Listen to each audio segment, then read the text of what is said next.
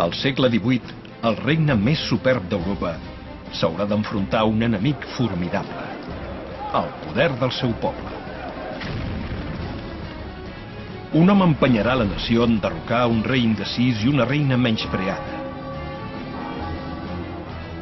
De la sang en naixerà una nova república.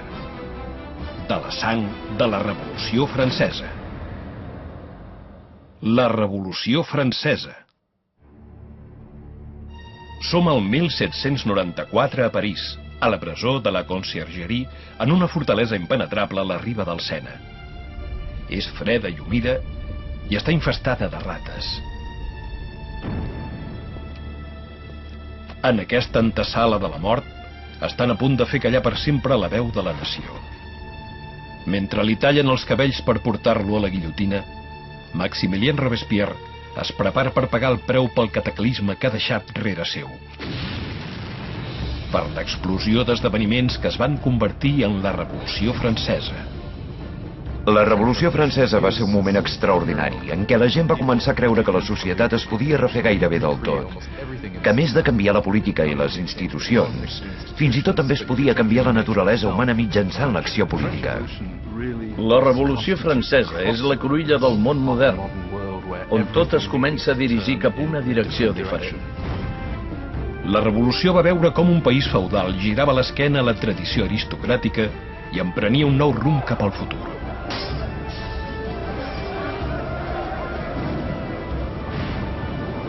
Un rumb violent que sacsejaria els fonaments d'Europa. El seu impacte traspassaria l'oceà i tot.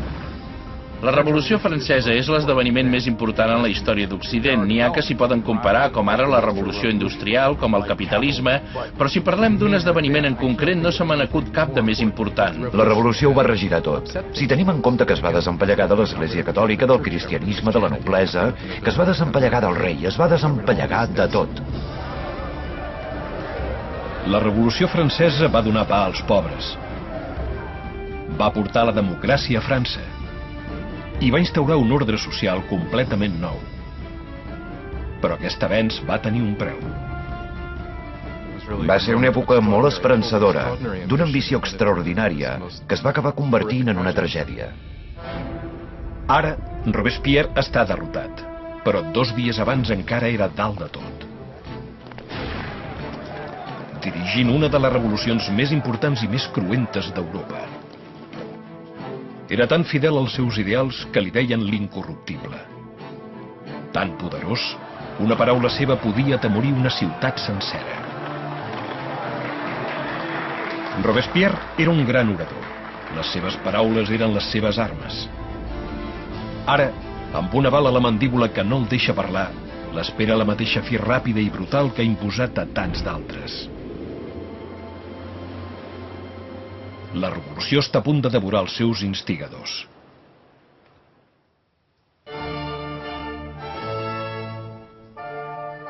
Aquest dia de primavera de 1770, ningú hauria pogut preveure que s'acostaven uns temps tan turbulents. La fastuosa cort reial omple el Palau de Versalles.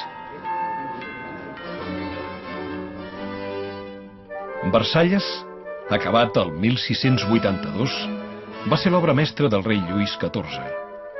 Per allunyar-se dels seus súbdits, Lluís XIV va traslladar la capital de França, a 20 quilòmetres a l'oest de París, on va ordenar la construcció del palau més sumptuós de tota Europa. Fa gairebé 100 anys que és la seu de la monarquia de la nació. I avui s'hi celebra una boda molt important. El net de Lluís XV, el príncep Lluís Capet, l'hereu del tron, està a punt de casar-se.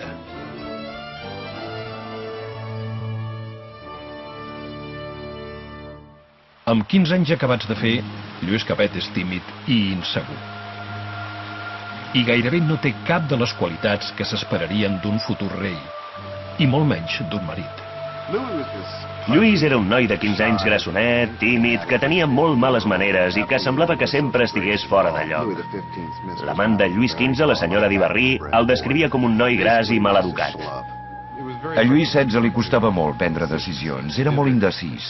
Sempre es deixava convèncer per l'última persona amb qui parlava. Evidentment no és una qualitat gaire bona en un sobirà. El matrimoni de Lluís significa la unió política dels Borbó amb la família reial austríaca, els Habsburg. El casament simbolitza la fi de les antigues rivalitats i l'inici de nous lligams regionals. La núvia que arriba a França és una noia de 14 anys, ingènua i bonica. Es diu Maria Antonieta. Maria Antonieta és una arxiduquessa austríaca. És la filla petita de l'emperadriu Maria Teresa. Arriba a França de resultes d'un pacte matrimonial que representa un canvi radical en les aliances. Ningú recorda que França i Àustria hagin estat mai aliades i no enemigues.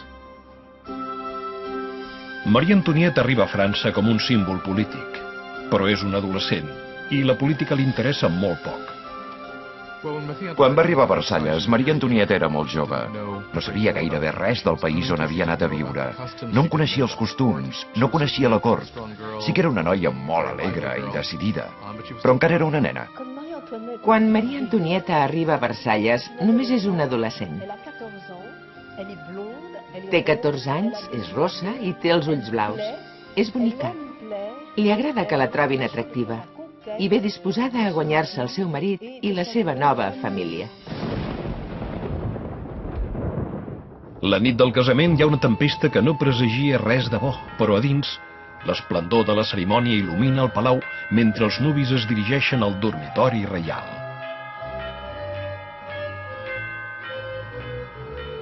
En una cerimònia antiquíssima per encoratjar la concepció d'un hereu, els cortesans hi són presents el primer cop que la parella, visiblement incòmoda, comparteix llit. Els espectadors estan encantats. Hi ha moltes expectatives. Però un cop es tanquen les cortines, queda clar que l'hereu es farà esperar. A Lluís no li interessava gaire governar i l'amor, de fet, tampoc gaire. Les primeres nits no li va fer gaire cas i més endavant la cosa tampoc va millorar. Hauran de passar molts anys fins que s'arribi a consumar el matrimoni. Ben aviat la falta d'un hereu farà que per tot el país s'estenguin rumors que perseguiran la parella durant anys. La festa s'allarga durant dies. Però fora de Versalles no hi ha gaires motius de celebració. Els excessos de la monarquia han conduït els francesos a la pobresa i la fam.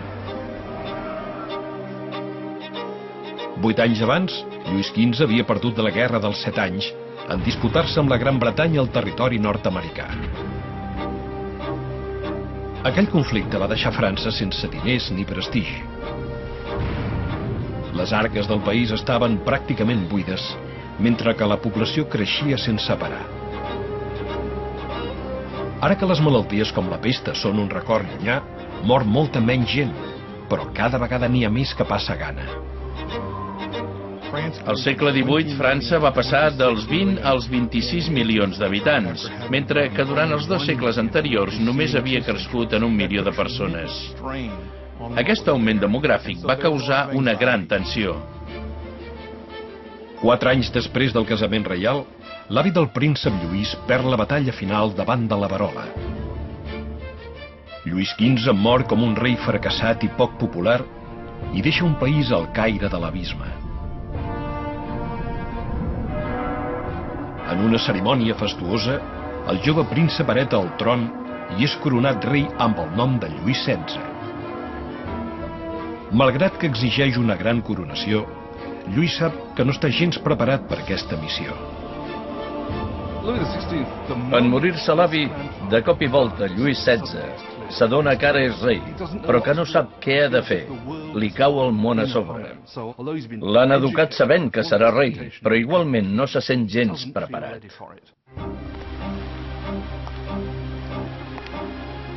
Lluís XVI és el pitjor sobirà que pugui tenir un regne en crisi. Amb 20 anys el rei prega: Senyor, protegeix-nos perquè regnem massa aviat. Instal·lats còmodament a Versalles, Lluís i Maria Antonieta comencen una vida prometedora com a monarques, mentre que només a 20 quilòmetres, a París, despunta una nova era. Una era que acabarà xocant amb la de la monarquia. Serà una era amb idees molt perilloses. Serà el segle de les llums.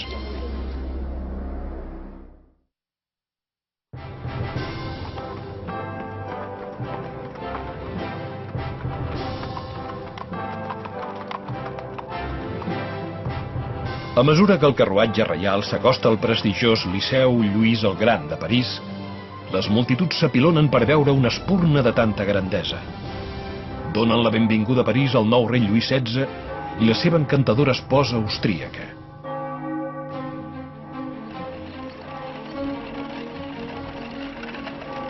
Encapçala la comitiva un estudiant de dret molt prometedor,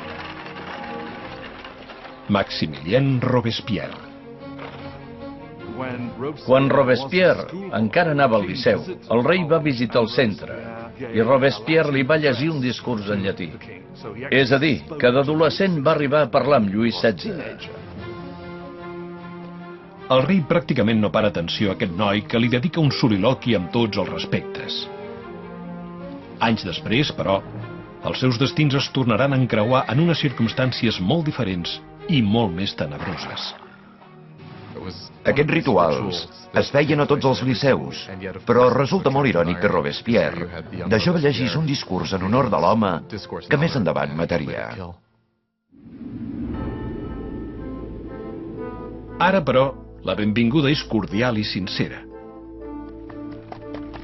Pot ser que amb la visita ses majestats s'hagin guanyat el cor de la gent, però al cap ja el tenen en una altra direcció ben diferent.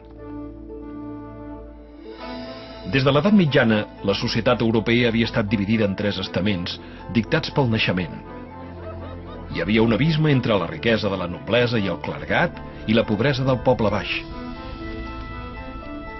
Però al segle XVIII, la raó i la ciència van començar a qüestionar aquesta tradició antiquíssima. Immersa en un corrent d'innovació, París es converteix en el centre filosòfic del món. La ciutat batega amb un gran despertar del coneixement. Tot sembla possible. Ha arribat la Il·lustració. La Il·lustració és un corrent que diu: no confis en l'autoritat, no et creguis res del que et diguin, pensa per tu mateix, comprova-ho tu mateix. A l'antic règim et deien què havies de pensar. T'arribava informació de dalt, dels sacerdots, dels governants, i la idea que poguessis recollir tot el coneixement humà i tenir-hi accés era revolucionària. A París, els aristòcrates es reuneixen per discutir els autors il·lustrats i l'era de la raó que floreix. Voltaire, Rousseau, veus innovadores que defensen la llibertat, el control del propi destí i, per sobre de tot, la igualtat. Qui més s'apassiona per aquesta nova literatura són les classes altes. Però a mesura que les idees il·lustrades arrelen en tots els estaments de la societat, les exigències d'igualtat començaran a amenaçar l'estil de vida aristocràtic. El perill és que t'acabes qüestionant per què han de tenir privilegis els aristòcrates. Per què ha de ser com és el món? No el podem canviar perquè sigui millor? No és possible avançar? Tot això acabarà afeblint la idea que la monarquia, l'aristocràcia i la jerarquia són coses naturals. Per veure els ideals il·lustrats a la pràctica, només cal mirar a l'altra banda de l'Atlàntic, on els nord-americans lluiten per alliberar-se de l'antiga enemiga de França, la Gran Bretanya. El rei Lluís es vol venjar de les derrotes del seu avi i li sembla que la guerra d'independència és una bona oportunitat. Lluís hi destina 2.000 milions de lliures, prou diners per alimentar i donar sostre a 7 milions de francesos durant un any. Aquesta inversió va ser l'inici de l'esfondrament econòmic de França. Amèrica del Nord va comportar la fallida de França, perquè el deute que la monarquia francesa contreu per lluitar en la guerra d'independència acaba sent decisiu en la situació financera de la monarquia francesa, perquè no els pot pagar, aquests deutes. Mentre Lluís envia diners i tropes a l'altra banda de l'Atlàntic, Maria Antonieta també es dedica a gastar. La vida a Versalles és una rutina interminable de rituals arcaics. Hi ha cerimònies per despertar el rei i la reina, per vestir-los, per sopar, per anar a dormir. Per distreure's entre aquests rituals tan feixucs, Maria Antonieta va impulsant modes cada vegada més extravagants. A Maria Antonieta l'obsessionava la moda, especialment aquells pentinats altíssims que hi dedicava hores i hores i que tenien tota mena de fruites i ornaments. A molta gent li semblaven escandalosos. Van acabar representant tot el que tenien de dolent la reina, Versalles i aquella cultura. Maria Antonieta s'entreté amb les xafarderies de la cort, jugant a cartes i representant obres de teatre. Quan comencen a acumular-se les despeses, Maria Antonieta es guanya el sobrenom de Madame Dèficit. A Maria Antonieta li posen el mal nom de Madame Dèficit, perquè el país es troba en ple daltabaix econòmic, i ella continua gastant com si res en vestits, joies i sabates. Era la Imelda Marcos d'aquell temps. De tots els deutes que té, el més greu és el que deu al país. Un hereu al tron. En els 7 anys que fa que estan casats, Lluís i Maria Antonieta encara no han tingut cap fill. Maria Antonieta es troba en una posició cada cop més humiliant. La tasca de la reina és donar un hereu. És importantíssim que tingui un fill. I durant aquell temps la gent estava descontenta i la criticava. La gent comença a dir que no s'hauria d'haver casat amb aquesta arxiduquessa austríaca que ara no és capaç ni de donar-los un hereu al tron. Maria Antonieta està desesperada. Lluís no fa escarafalls amb el menjar, però amb el sexe, sí. Maria Teresa, la mare de Maria Antonieta, està convençuda que si una noia tan bonica com la seva filla no se'n surt, és que passa alguna cosa. Lluís XVI i la seva esposa, Maria Antonieta, no van poder concebre durant 7 anys. I això va enfosquir el començament del seu regnat. I com que tothom sabia que li agradava fer de serraller, hi havia tota mena de cançons escarnint Lluís perquè no trobava el forat del pany. Aquesta falta d'interès pel sexe s'interpreta també com una falta de tremp com a rei. Finalment, després d'anys de frustració i depressions de la cort, a Lluís li diagnostiquen una malaltia tractable anomenada fimosi. Lluís tenia una deformitat que li causava una erecció dolorosíssima. I és per això que no hi va haver consumació fins que ho van corregir amb una intervenció quirúrgica. Però la intervenció l'aterria i va trigar anys a consentir-hi. I finalment, quan es va deixar, ja va estar. Després d'una intervenció senzilla, la parella té el primer fill, Maria Teresa. Però no és fàcil canviar la mala imatge que té Maria Antonieta. Des de començaments de la dècada dels 80 del segle XVIII, circulen libels per tot el país amb sàtires pornogràfiques del rei i la reina. Els pamflets obscens escarneixen un Lluís impotent i retraten Maria Antonieta com una meretriu promíscua en una cort llibertina i decadent. A mesura que s'agreuja la situació a les zones rurals, el descontent envers la monarquia augmenta. Després d'un seguit de males collites, la desregulació ha fet pujar el preu de la farina i ha provocat l'escassetat de l'aliment primordial en la dieta francesa, el pa. Però, evidentment, l'escassetat no afecta Versalles. Mentre la reialesa continua vivint en l'extravagància, les queixes es plasmen en paper. Una de les acusacions s'adreça directament a la cort reial. Sabeu per què hi ha tanta gent necessitada? Perquè la vostra vida luxosa devora en un sol dia el sosteniment de 1.000 homes. Darrere d'aquesta acusació s'alça el jove que pocs anys abans havia lloat el rei i la reina després de la coronació. És Maximilien Robespierre.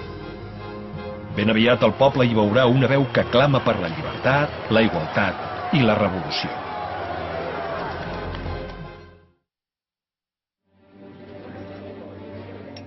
A finals de 1700, Versalles és un oasi d'extravagàncies enmig d'un país desolat. I amb un rei indecís al capdavant, França va directe al desastre. Després de 19 anys de matrimoni, Lluís ha engendrat 4 fills. Però com a rei, continua sent impotent. En un intent de demostrar dots del lideratge, Lluís s'embranca en reformes econòmiques, però acaba ofegant els pobres amb impostos altíssims mentre la noblesa pràcticament no paga res. L'economia està molt ressentida. El poble està inquiet.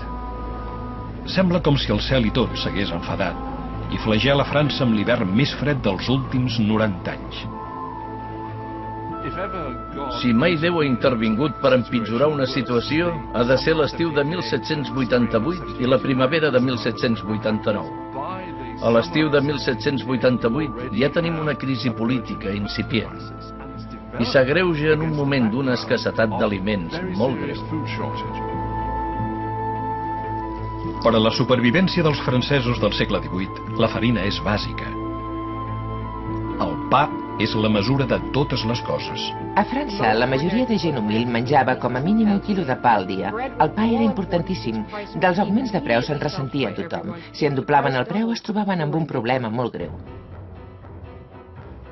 Amb les mesures econòmiques tan deplorables de Lluís, el preu de la farina es dispara. La gent comença a acaparar aliments i aviat el preu d'una barra de pa equival al sou d'un mes. La fam es transforma en ira. Hi ha disturbis per tot França. Saquegen cases. Saquegen fleques. I si se sospita que els forners amaguen pa, els linxen a l'acte.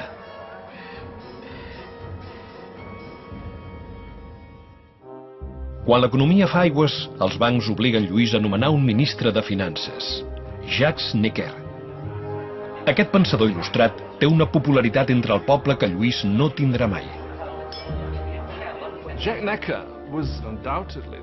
Jacques Necker va ser, sens dubte, el ministre més popular a la primavera del 89, perquè defensava que la tasca del govern és assegurar-se que hi ha prou pa i prou gra per tothom. Amb la nació en una crisi fiscal, Necker exhorta Lluís a convocar l'organisme de representació del regne, els Estats Generals. És el primer cop que convoquen els representants en 175 anys. França estava dividida en 3 estaments. El primer era el clergat, el segon la noblesa i el tercer tota la resta. Actualment es calcula que els 2 primers estaments representaven el 3% de la població i el tercer estat el 97% restant. Molta gent trobava molt injust que el tercer estat, que era la majoria de la població, només tingués 1/3 dels diputats. Els semblava molt injust que hi hagués un Parlament amb 3 cambres en què 2 cambres, la noblesa i el clergat, sempre podien deixar minoria els plebeus. El 4 de maig de 1789 arriba a Versalles un advocat i polític amb molt de talent. El jove Robespierre s'alça davant dels Estats Generals com a diputat per aconseguir justícia per la gent a qui representa. El tercer estat. Robespierre és un orfe de províncies. Ha arribat a ser un acadèmic destacat gràcies a una beca molt prestigiosa i s'ha convertit en un orador eloqüent d'aspecte i de maneres molt cuidades. De tornada a la seva ciutat natal, d'Arras, posa en pràctica les idees il·lustrades de què s'havia impregnat a París en convertir-se en advocat dels oprimits. Quan va tornar a Arras i va començar a exercir com a advocat, ja havia llegit molts textos il·lustrats i va intentar posar en pràctica les idees il·lustrades en els casos que li arribaven. Als Estats Generals, Robespierre i els seus companys exigeixen que la noblesa i el clergat paguin impostos. però Lluís se sent cada cop més amenaçat pel radicalisme creixent del Tercer Estat. Aleshores, el 20 de juny, després de 6 setmanes sense cap mena d'avanç, els diputats arriben i descobreixen que els volen fer callar. El 20 de juny, quan els diputats arriben i es troben les portes tancades, sospiten que hi ha hagut un complot. Se'n van al costat, a un frontó on es juga a pilota. Es reuneixen i juren que es continuaran reunint fins que tinguin una nova Constitució. Els diputats formen l'Assemblea Nacional i es declaren els veritables representants del poble francès. El jurament del Jeu de Paume és un dels moments de més simbolisme en la història de la Revolució Francesa. Tota aquella gent reunida en l'espai d'un frontó, alçant el braç com si fos una salutació romana. A l'Assemblea Nacional es van adonar del poder que tenien i van veure que realment podien desafiar el rei de França. L'Assemblea Nacional neix d'una actitud de desafiament revolucionària. Es convertirà en una comunió de veus de tot el país, un cos parlamentari que representarà la voluntat del poble. Però treure poder al rei no seria tan fàcil com firmar una simple proclamació. Totes aquestes primeres victòries que tenen lloc a Versalles són bàsicament victòries sobre el paper i no tenen cap força real.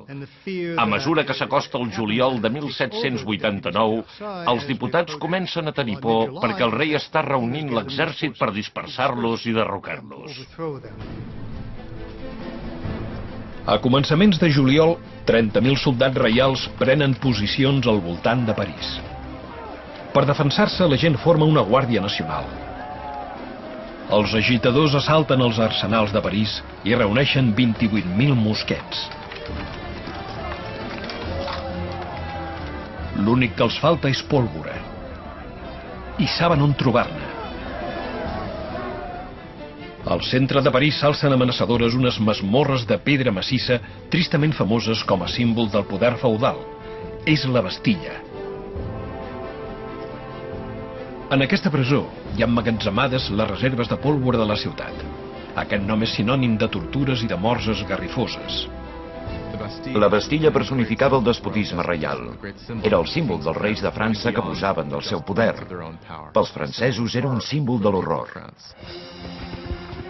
Enmig dels aldarulls hi ha un gran escàndol. Lluís destitueix el ministre de Finances, Jacques Necker, tan popular entre el poble, perquè el considera massa compassiu amb les masses. Hores després de la destitució de Necker, París s'assabenta que ha perdut el seu defensor. No els queda cap altra opció que revoltar-se. El 14 de juliol, les multituds s'uneixen i s'identifiquen amb una escarapel·la vermella i blava, els colors de París, separats pel blanc, que és el color de la casa dels Borbó. Ha nascut la bandera tricolor. De la multitud enfervorida en surt un clam: a la Bastilla. En atacar la Bastilla, els parisencs diuen: no podeu clausurar l'Assemblea Nacional. La gent actua, s'arma i deixa clar que opta per la revolució. En veure que s'acosten, l'alcaid de la Bastilla, Bernard de Monet, intenta tancar la presó. Organitza una defensa desesperada, però els atacants assalten la fortalesa i agredeixen els guardes amb punyals i piques. Al final, Delaunay es rendeix, però la Munió enfurida se l'endú i l'arrossega pels carrers. La multitud l'escarneix, el colpeja i l'apunyala fins que Delaunay crida: mateu-me. La multitud no es fa pregar. L'apunyalen i li disparen. Ha nascut una tradició revolucionària. Al cap l'exposen dalt d'una pica. Els diputats de l'Assemblea Nacional no condemnen aquest acte de violència immediatament, sinó que, en realitat, l'accepten. I hi ha gent que considera que el fet d'acceptar aquesta violència popular va establir un precedent que tindria conseqüències catastròfiques per l'evolució de la revolució. Mentre la Bastilla encara fumeja, Lluís XVI torna d'una partida de cacera. El seu dietari, el dia 14 de juliol de 1789, i escriu la paraula res en referència a aquella cacera infructuosa. Un assessor l'interromp i l'informa dels últims aldarulls i de la presa de la Bastilla. Lluís XVI li pregunta si es tracta d'una revolta. L'assessor li respon que no, que es tracta d'una revolució.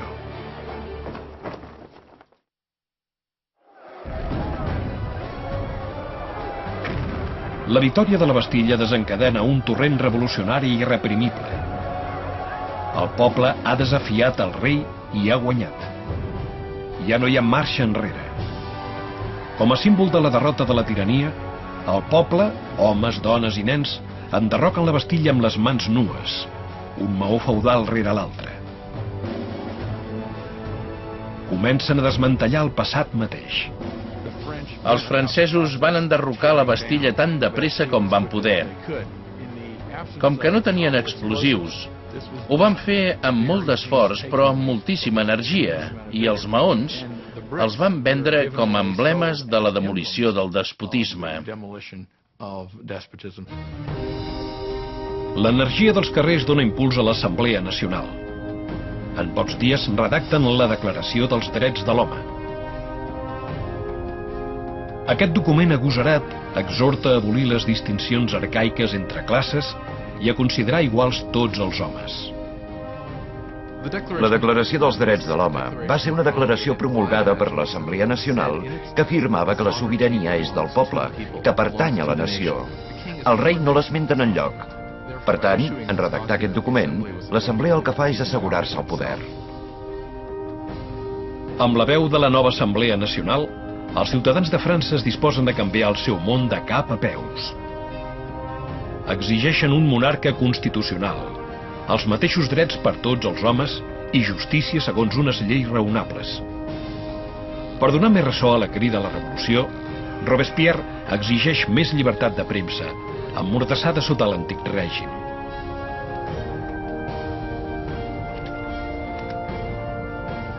La premsa lliure que en resulta està encapçalada per l'Amic del Poble. Aquest diari exaltat, ple de provocacions i acusacions enceses, és creació d'un antic metge, Jean-Paul Marat. Després de diverses professions fracassades, Marat es va trobar vivint en la pobresa i durant una època va haver de viure a les clavegueres de París. Allí va contraure una malaltia dermatològica molt dolorosa que l'obligava durant llargs períodes de temps a prendre banys medicinals. La revolució és perfecta perquè un Marat fracassat i amargat hi canalitzi tot el seu ressentiment. Jean-Paul Marat era una persona molt frustrada en el camp professional i, malauradament, les revolucions són una gran oportunitat per a aquest tipus de persones. Marat va agafar tota aquella ràbia i tot aquell ressentiment i ho va canalitzar tot a través d'un diari que va tenir molt d'èxit, l'Amic del Poble. Marat estava posseït per una ràbia extraordinària. Només cal llegir el seu diari L'Amic del Poble per adonar-se'n. A cada número exposa tota una paranoia mental. Veu complots per tot arreu. Tothom conspira en contra de la revolució i a ell li sembla que la solució és molt senzilla. La solució és la sang. La solució són caps. Marat abomina les extravagàncies de la monarquia, que no s'han aturat ni davant de la pobresa que s'estén per tot França. I només li cal el més mínim rumor per arremetre contra el rei i la reina al seu diari. El 2 d'octubre de 1789, Marat esclata. A París arriba la notícia que el rei ha organitzat una festa a Versalles, que la reialesa decadent ha llançat el símbol de la revolució, la bandera tricolor, per terra i l'ha trepitjat. Marat està indignadíssim. Tot just acaba d'informar el diari d'aquest insult que arriba una nova amenaça. El rei ha tornat a enviar més soldats als voltants de París. Amb la presa de la Bastilla encara tan recent, Marat exhorta el poble a actuar. Ciutadans de París, és hora d'obrir els ulls. Desperteu-vos d'aquest sopor. Desperteu-vos! Un cop més, desperteu-vos! L'alba del 5 d'octubre arriba amb el repic furiós de les campanes. Prop de l'Ajuntament, un grup de dones es reuneix per protestar per la falta de pa. La por per la proximitat dels soldats reials es barreja amb la indignació a mesura que les notícies de la festa del rei s'estenen entre les multituds. Ben aviat, milers de dones es dirigeixen a Versalles amb piques i pistoles a la mà. Les dones es volen queixar davant del rei. La multitud estava encapçalada per les temibles peixateres dels mercats centrals, que eren famoses per ser molt musculoses i no tenir por de res. Portaven uns ganivets molt grossos que feien servir per escatar el peix i tenien molta força de tant carregar caixes. No era qüestió de fer-les enfadar. Són dones dels barris pobres. Són dones pobres que els afecta molt l'augment de preu del pa, l'escassetat de productes i que de sobte s'adonen que hi han de fer alguna cosa. Sembla increïble que aquestes dones tan humils, que segurament no devien ni saber escriure el seu nom, de cop i volta siguin les protagonistes d'aquest procés històric. A Palau, les notícies d'una multitud de dones enfurismades arriba a les cambres de la reina. Es diu que en aquest moment és quan Maria Antonieta pronuncia aquella frase tan famosa que en realitat no va dir mai. Maria Antonieta no va dir, doncs que els donin pastís. És un mite. Malauradament diria que Maria Antonieta mai va ser conscient de l'existència de gent pobra al seu país prou estona per poder formular una frase així. A mesura que les dones arriben davant del palau, Lluís entén que no pot continuar ignorant la revolució. Li han portat davant de la porta. Accepta de firmar la Declaració dels Drets de l'Home. Però tot i així, la multitud continua creixent durant la nit. Al matí hi ha 20.000 persones acampades a fora del Palau Reial. Per posar fi als segles de distància entre el rei i els seus súbdits, la massa enfurismada exigeix que el rei i la reina vagin a viure a París. Indecís com sempre, Lluís no contesta. Aquella indecisió va fer enfurir encara més la multitud i va posar en perill les vides de la família reial. Com que no satisfan immediatament les seves exigències, les dones entren al palau i sembla com si estiguessin disposades a matar la reina. Un grup de dones irrompen a palau reclamant la sang de la reina. Ataquen els guardes, els decapiten i n'empalen els caps a les piques. Anaven cridant per tot el palau. Doneu-me les entranyes, doneu-me'n el cap, jo em vull una cama, jo em vull un braç. Estaven tan exaltades que em sembla que si l'haguessin trobat, segurament l'haurien esquarterat.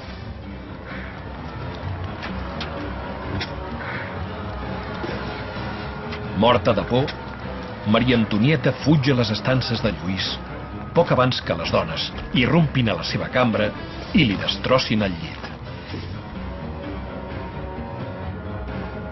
El rei i la reina estan a mercè de la multitud. I la multitud l'únic que vol és que el rei els faci una mica de cas. L'única manera de calmar les dones és acceptar que la família reial es traslladi a París, perquè estan convençudes que un cop siguin a París els podran fer el que vulgui el poble de París. 60.000 persones surten de Versalles amb carros i carretons plens de farina dels rebostos reials. I escorten el carruatge reial fins a París.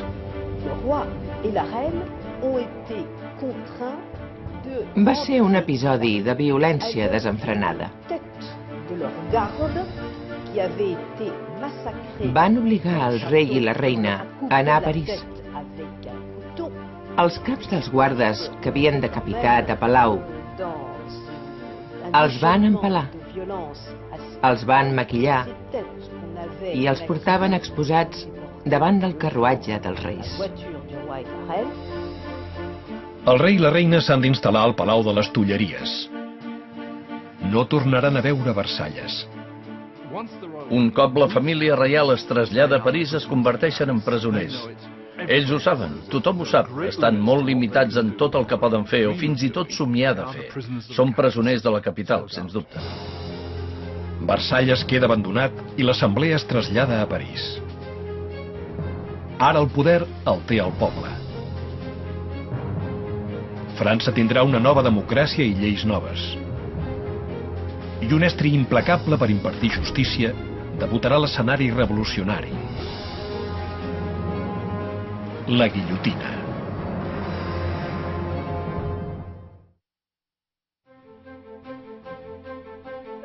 Pel maig de 1791, gairebé ja han passat 2 anys des que la família reial i l'Assemblea Nacional es van traslladar a París. Robespierre compareix sovint a l'Assemblea i al Club dels Jacobins, un cercle de debat anomenat així per l'antic monestir jacobí on es reunien. Ara les paraules s'han convertit en l'ànima de la revolució i Robespierre parla guiant-se per una rectitud exemplar. L'únic que el guia és el poble. Ben aviat es guanya el sobrenom de l'incorruptible. França passa a ser una monarquia constitucional. El rei es veu obligat a compartir el poder amb els revolucionaris a l'Assemblea. Però sembla que Lluís cada dia n'hi pertoca menys a mesura que l'obliguen a firmar una llei rere l'altra, restant-li autoritat a ell i a l'altra herència feudal, l'Església Catòlica. Lluís decideix que ha arribat l'hora d'escapar de la nova república i organitzar una campanya per recuperar el seu regne. El 1791, Lluís havia decidit que havia de recuperar el seu país. I sabia que li calia l'ajuda d'un exèrcit estranger. La idea era escapar-se del Palau de les Tulleries i dirigir-se a la frontera més pròxima. El 21 de juny de 1791, el rei i la reina es disfressen de criats. Protegits per la foscor, s'escapen de la vigilància parisenca. Però la fugida està mal planificada. Passada la mitjanit, la família reial arriba a Varennes, a uns 150 quilòmetres a l'est de París. Són a prop de la frontera amb Àustria, a pocs quilòmetres de la salvació. Però l'intent de fugida s'acabarà aquí.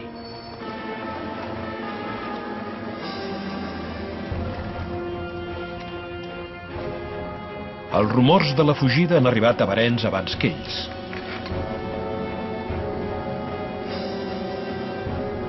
Un vigilant atura el carruatge i els demana els passaports.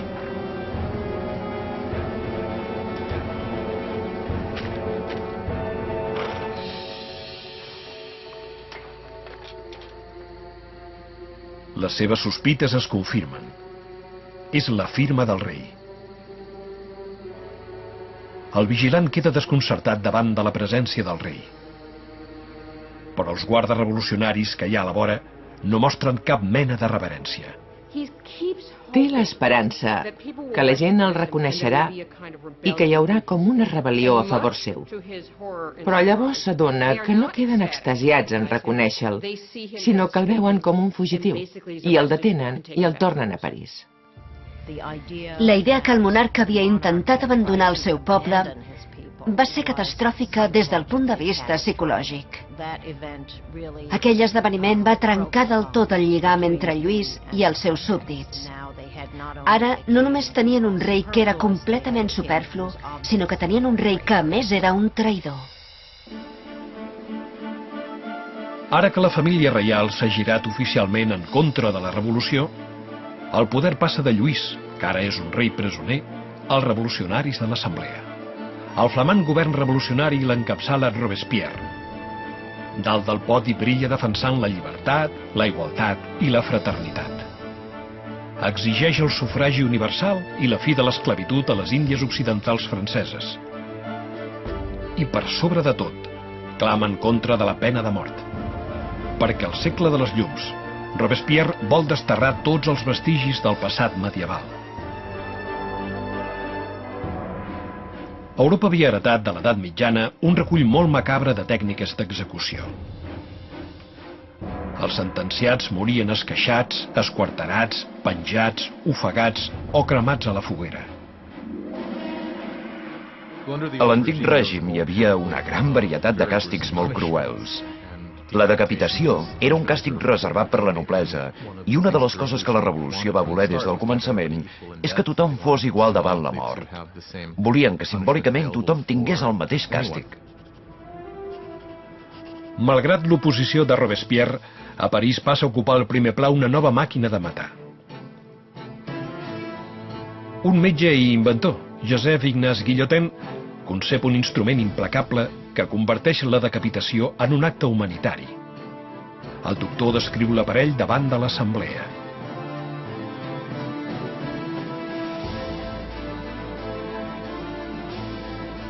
El mecanisme cau com un llamp. El cap surt rodolant. Es vessa un raig de sang. L'home ja no existeix. Sempre a favor del vessament de sang, el periodista Marat l'elogia amb entusiasme al diari i anuncia el nom d'aquest nou invent, la guillotina. Ben aviat la coneixeran amb un altre nom, la navalla nacional. Els revolucionaris francesos creuen en els valors humans. Creuen que no s'haurien de causar patiments innecessaris. I el que els agrada de la guillotina és que és ràpida, és eficient i, pel que sembla, perquè ningú ha tornat per confirmar-nos-ho, és que és indolora. La guillotina farà callar els enemics interns de la revolució, tothom de qui se sospiti que conspira per fer tornar Lluís al tron. Però el que més preocupa l'assemblea són els enemics que envolten França.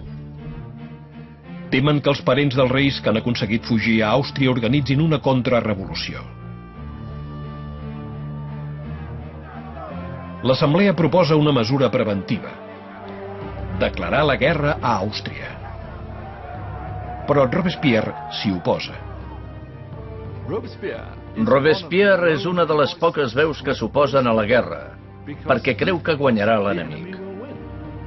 Robespierre considera que el país no està a punt, que no té un exèrcit capaç de vèncer l'enemic, que és possible que l'enemic arribi i destrueixi la revolució. Robespierre perd el debat. A l'abril de 1792, l'Assemblea declara la guerra a Àustria, un país regit per la família de Maria Antonieta. El fervor nacionalista creix. Si Àustria venç l'exèrcit revolucionari, és evident que Lluís reclamarà el tron. Se sospita que Maria Antonieta ajuda l'enemic mantenint correspondència amb els parents que té a Àustria i delatant els moviments de les tropes franceses amb el traç de la ploma. Mentrestant, però, el rei i la reina aparenten com si fessin costat a la revolució. Lluís i Maria Antonieta juguen un doble joc. Molts cops sembla que estiguin de part de la revolució i al mateix temps hi conspiren en contra. Intenten sobreviure. Si es vol ser generós, es pot dir que són supervivents, però des del punt de vista revolucionari són uns mentiders i prou.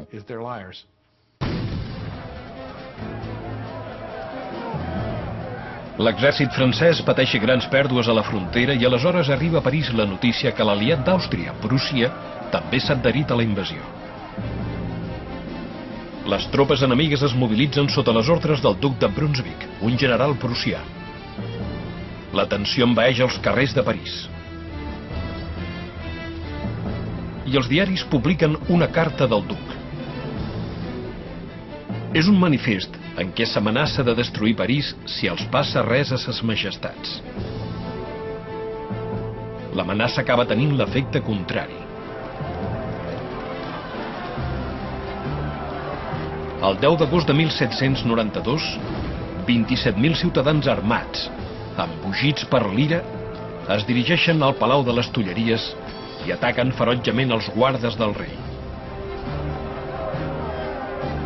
800 persones, entre tots dos bàndols, perden la vida. El rei es refugia a l'assemblea, però és la fi de la monarquia. Li retiren el títol oficialment. Ha nascut la República Francesa. La fulla de la guillotina la bategen amb la sang dels guardes de Lluís que han quedat vius.